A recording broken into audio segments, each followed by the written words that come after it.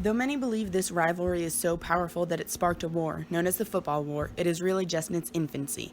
Half a century before the infamous 1969 World Cup qualifiers, overcrowded El Salvador began exporting labor to Honduras, which led to unemployment and resentment from the Hondurans. As the 1969 qualifiers rolled around, the two matches became symbolic of the political differences and economic difficulties both countries were facing. The first match went to Honduras 1-0, after which an over-identified 18-year-old girl became a martyr for her country as she shot and killed herself in response to the El Salvador loss.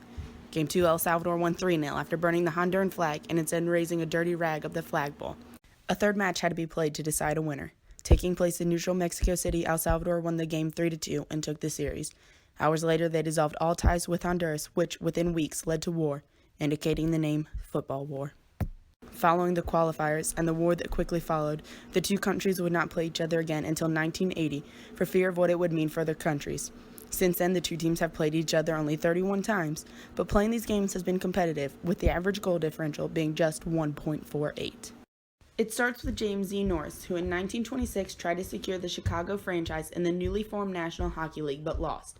He later tried to convince the NHL to put a franchise in St. Louis, but was unsuccessful. But in 1932, his luck turned as he became solvent owner of the Detroit Falcons and their struggling arena. Norris renamed the team the Detroit Red Wings, redesigned the logo himself, and quickly turned the team around, hoisting the Stanley Cup in 1936, and 4 other times under his reign. In 1936, he also purchased the stadium that the Chicago Blackhawks called home and became their landlord.